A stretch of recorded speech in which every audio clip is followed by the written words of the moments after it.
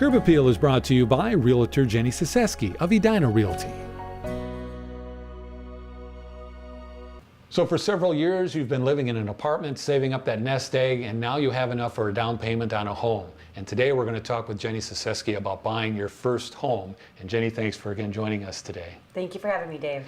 Now, contacting a realtor, should we do that after we've kind of scoped out the market and have found a couple of properties, or should we do that on the front end before we even start to look for a home? Dave, the best thing that you can do before you start looking at homes is to talk to your lender to get pre-approved so you know exactly what price range to look for in a home. We talked about home inspections a couple of weeks ago. Are there any other things that as a first-time home buyer we should be looking for, or things we should do? You might want to do some legwork before you actually buy that home to check out the neighborhoods and the schools and make sure that's the area that you want to live in. Sometimes full disclosure doesn't always mean full disclosure on the part of the seller. What are some documents that perhaps we should ask for before we get to that closing point of the sale so we know exactly what kind of a home we're buying? Yeah, disclosures don't explain what the house might have sold for a couple years ago. So you might want to go to the recorder's office and do some legwork and find out what it has sold for, and any information like that could be helpful for you.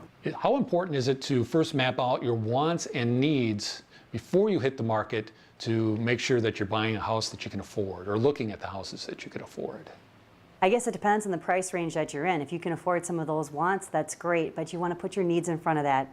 Make a list of what's more important to you and put a number next to it and search for those items first. What type of programs are out there for first-time home buyers, and how can you as our realtor help us find those? You might want to check with your lender first, because they're going to have different lending programs that are available for first-time home buyers, and there's also down payment assistance for some home buyers too. So that's something that I would check with the lender. You know, we can do some legwork too and check on that. How important is it that we have pre-approval before we go out looking for a home?